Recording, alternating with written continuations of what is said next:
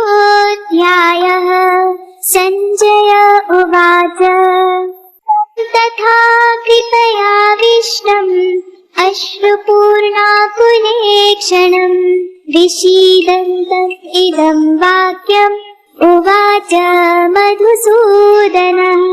श्रीभगवानुवाच कुतस्त्वाकश्मलम् इदम् विषमे समुपस्थितम् अनार्यदृष्टम् अस्वर्ग्यम् अकीर्तिकरमर्जुन।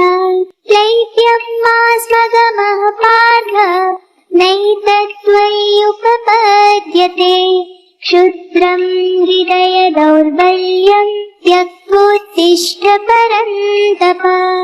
अर्जुन उवाच कथम् भीष्मम् अहं सन्ध्ये द्रोणम् च मधुसूदन इषुभिः प्रतियोत्स्यामि पूजार्हावरिसूदन। गुरून् हत्वा हि महानुभावान् श्रेयो भोक्तुम् भैक्ष्यमपीह लोके हत्वाथ कामान् सुगुरूनिहैव भुञ्जीय भोगान् रुधिरप्रदिग्धान् न चैतद्विद्मः कतरन्नो गरीयो यद्वा जयेम यदि वा नो जयेयुः यानेव हत्वा न विजीविषामस्तेव स्थिताग्रमुखे धार्तराष्ट्रा कार्पण्यदोषोपहतः स्वभावः पृच्छामि त्वां धर्मसम्मूढचेता यच्छ्रेयस्यान्निश्चितं ब्रूहि तन्मे शिष्यस्तेऽहं शाधि मां त्वां प्रपन्नम् न हि प्रपश्यामि ममापनुद्यात् यच्छोकमुच्छोषणमिन्द्रियाणाम् आवाप्य भूमावसपर्तवृद्धम् राज्यम् सुराणामपि चाधिपत्यम्। सञ्जय उवाच एवमुक्त्वा ऋषिकेशम् गुडाकेशः परन्तप न योत्स्य इति गोविन्दम् उक्त्वा तूष्णीं बभूवः। तमुवाच ऋषिकेशः प्रहसन्निव भारत सेनयोरुभयोर्मध्ये विषीदन्तम् इदं वचः। श्रीभगवानुवाच अशोच्यानन्वशोचस्त्वम् प्रत्यावादांश्च भाषसे गतासु न गतासूंश्च नानुशोचन्ति पण्डिता। न त्वेवाहं जातु नासम् न त्वं नेमे जनाधिपा न चैव न भविष्यामः सर्वे वयमतः परम्। देहिनोऽस्मिन् यथा देहे कौमारं यौवनं जरा तथा देहान्तरप्राप्ते धीरस्तत्र न मूयते। मात्रा स्पर्शास्तु कौन्तेय शीतोष्णसुखदुःखदा आगमापायिनो नित्याः तान् तितिक्षस्व भारत। यं हि न व्यथयन्ति ते पुरुषं पुरुषर्षभ समदुःखसुखं धीरं सोऽमृतत्वाय कल्पते। नासतो विद्यते भावो नाभावो विद्यते सतः उभयोरपि दृष्टोऽन्तर्वनयोस्तत्त्वदर्शिभिः। अविनाशी तु तद्विद्धि येन सर्वम् इदं ततम्। विनाशम् अव्ययस्यास्य न कश्चित् कर्तुमर्हति। अन्तवन्त इमे देहा नित्यस्योक्ता शरीरिणः अनाशिनोक्तमेयस्य तस्माद्युध्यस्व भारत। यैनं वेत्ति हन्तारम् यश्चैनं मन्यते हतम्। उभौ तौ न विजानीतो नायं हन्ति न हन्यते। न जायते म्रियते वा कदाचिन् नायं भूत्वा भविता वा न भूय। अजो नित्यः शाश्वतोऽयं पुराणो न हन्यते हन्यमाने शरीरे। वेदाविनाशिनं नित्यं येनम् अजमव्ययम्। कथं स पुरुषः पार्थ तं घातयति हन्तिकम्। वासांसि जीर्णानि यथा विहाय नवानि गृह्णाति नरोपराणि। तथा शरीराणि विहाय जीर्णानि अन्यानि संयाति नवानि देहि। नैनं छिन्दन्ति शस्त्राणि नैनं दहति पावक। न चैनं क्लेदयन्त्यापो न शोषयति मारुतः। अच्छेद्योऽयम् अदायोऽयम् अक्लेद्यो शोष्य एव च। नित्यः सर्वगतः स्थाणुः अचलोऽयं सनातनः। अव्यक्तोऽयम् अचिन्त्योऽयम् अविकार्योऽयमुच्यते। तस्मादेवं विदित्वैनं नानुशोचितुमर्हसि।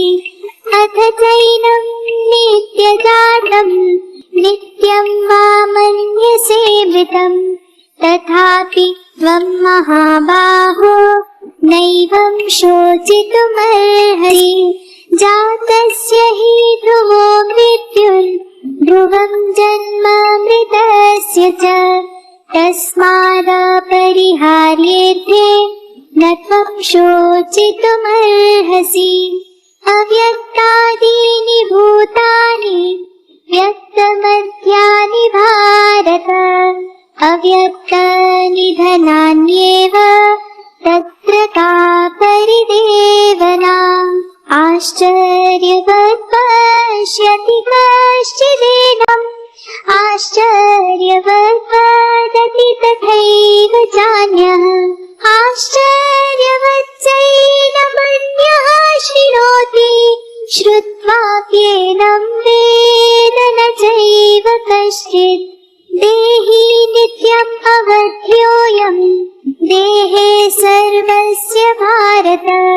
तस्मात् सर्वाणि भूतानि न त्वं शोचितुमर्हसि। स्वधर्मम् अपि चावीक्ष्य न विकम्पितुमर्हसि। धर्म्याधियुद्धात् श्रेयोऽन्यत् क्षत्रियस्य न विद्यते।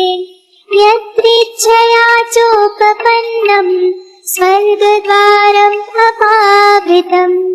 सुखिनः क्षत्रियाः पार्थ लभन्ते युद्धमीदृशम्। अथ चेत्त्वम् इमं धर्म्यम् सङ्ग्रामं न करिष्यसि। ततः स्वधर्मं कीर्तिं च हित्वा पापमवाप्स्यसि। अकीर्तिं चापि भूतानि कथयिष्यन्ति ते व्यया। सम्भावितस्य चाकीर्तिर्मरणात् अतिरेच्यते। भयाद्रणातु परतम् मन्स्यन्ते त्वां महारथाः। येषां च त्वं बहुमतो भूत्वा यास्यसि लाघवम्। अवाच्यवादांश्च बहून् वदिष्यन्ति तवाहिताः। निन्दन्तस्तव सामर्थ्यं ततो दुःखतरं नु किम्। हतो वा प्राप्स्यसि स्वर्गं जित्वा वा भोक्ष्यसे महीम् तस्मात् उत्तिष्ठ कौन्तेय युद्धाय कृतनिश्चयः सुखदुःखे समे कृत्वा लाभालाभौ जयाजयौ ततो युद्धाय युज्यस्व नैवं पापमवाप्स्यसि एषा ते विहिता साङ्ख्ये बुद्धिर्योगे त्विमां शृणु बुद्ध्या युक्तो यया पार्थ कर्मबन्धं प्रहास्यसि नेहाभिक्रमनाशोऽस्ति प्रत्यवायो न विद्यते स्वल्पमप्यस्य धर्मस्य त्रायते महतो भयात् व्यवसायान्विका बुद्धिर्एकेह गुरुनन्दन बहुशाखायनन्ताश्च बुद्धयो व्यवसायिनाम् यामिमां पुष्पितां वाचं प्रवदन्त्यविपश्चितः वेदवादरताः पार्थ नान्यगस्तीति वादिनः कामात्मानः स्वर्गपरा जन्मकर्म फलप्रदां क्रियाविशेष बहुलां भोगैश्वर्यगतिं प्रति भोगैश्वर्यप्रसक्तानां दयापहृतचेतसां व्यवसायात्मिका बुद्धिः समाधौ न विधीयते त्रैगुण्यविषया वेदा निस्त्रैगुण्यो भवार्जुन निर्द्वन्द्वो नित्यसत्त्वस्थो निर्योगक्षेमात्मवान् यावानर्थौदपाने सर्वतः सम्प्लुतोदके तावान् सर्वेषु वेदेषु ब्राह्मणस्य विजानतः कर्मण्येवाधिकारस्ते मा फलेषु कदाचन मा कर्मफलहेतुर्भू मा ते सङ्गोऽस्त्वकर्मणि योगस्थः कुरु कर्माणि सङ्गं त्यक्त्वा धनञ्जय सिद्ध्यसिद्ध्यो समो भूत्वा समत्वं योग उच्यते दूरेण ह्यवरं कर्म बुद्धियोगात् धनञ्जय बुद्धौ शरणमन्विच्छ कृपणाः फलहेतवः बुद्धियुक्तो जहातीह उभे सुकृतदुष्कृते तस्माद् योगाय युज्यस्व योगः कर्मसु कौशलम् कर्मजं बुद्धियुक्ता हि फलं त्यक्त्वा मनीषिणः जन्मबन्धविनिर्मुक्ता पदं गच्छन्त्यनामयम् यदा ते मोहकलिलं बुद्धिर्व्यतितरिष्यति तदा गन्तासि निर्वेदम् श्रोतव्यस्य श्रुतस्य च श्रुतिविप्रतिपन्ना ते यदा स्थास्यति निश्चला समाधावचला बुद्धिः तदा योगम् अवाप्स्यसि अर्जुन उवाच स्थितप्रज्ञस्य का भाषा समाधिस्थस्य केशव स्थितधीः किं प्रभाषेत किमासीत व्रजेत किम् श्रीभगवानुवाच प्रजहाति यदा कामान् सर्वान् पार्थमनोगतान् आत्मन्येवात्मना तुष्टः स्थितप्रज्ञस्तदोच्यते दुःखेषु अनुद्विग्नमनाः सुखेषु विगतस्पृहः वीतरागभयक्रोध स्थितधीर्मुनिरुच्यते यः सर्वत्रानभिस्नेहः तत्तत् प्राप्य शुभाशुभम् नाभिनन्दति न द्वेष्टि तस्य प्रज्ञा प्रतिष्ठिता।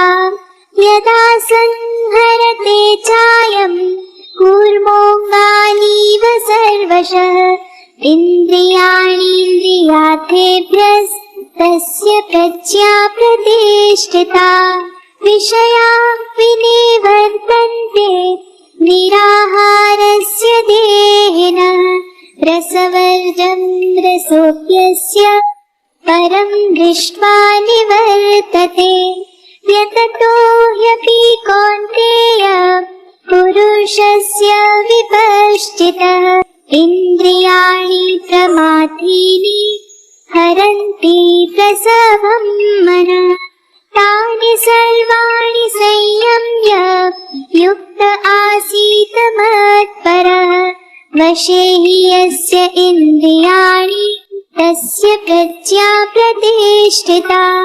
ध्यायतो विषयान् पुंसः सङ्गस्तेषूपजायते सङ्गात् सञ्जायते कामः कामात् क्रोधोऽभिजायते क्रोधात् भवति सम्मोहः सम्मोहात् स्मृतिविभ्रमः स्मृतिभ्रंशात् बुद्धिनाशो बुद्धिनाशात् प्रणश्यति।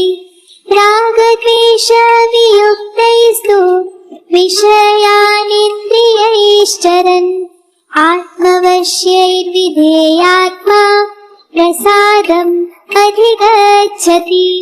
प्रसादे सर्वदुःखानां हानिरस्योपजायते प्रसन्नचेतसो ह्याशु बुद्धिः पर्यवतिष्ठते। नास्ति बुद्धिरयुक्तस्य न चायुक्तस्य भावना न चाभावयतः शान्तिः अशान्तस्य कुतः सुखम्। इन्द्रियाणां हि चरतां यन्मनोनुविधीयते तदस्य हरति प्रज्ञां वायुर्नावमिवाम्भसि। तस्माद् यस्य महाबाहो निगृहीतानि सर्वशः इन्द्रियाणीन्द्रियार्थेभ्यस्तस्य प्रज्ञा प्रतिष्ठिता। या निशा सर्वभूतानां तस्यां जागर्ति संयमी यस्यां जाग्रति भूतानि सा निशा पश्यतो मुनेः। आपूर्यमाणम् अचला प्रतिष्ठम् समुद्रमापः प्रविशन्ति यद्वत् तद्वत् कामायम् प्रविशन्ति सर्वे स शान्तिमाप्नोति न कामकामी। विहाय कामान्यः सर्वान् पुमान् शरति निःस्पृहः निर्ममो निरहङ्कारः स शान्तिम् अधिगच्छति। एषा ब्राह्मी स्थितिः पार्थ नैनां प्राप्य विमूयति।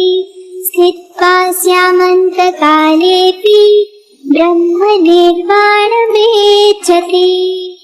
ॐ तत्सदिति श्रीमद्भगवद्गीतासु उपनिषत्सु ब्रह्मविद्यायां योगशास्त्रे श्रीकृष्णार्जुनसंवादे सांख्ययोगो नाम 3. अध्यायः।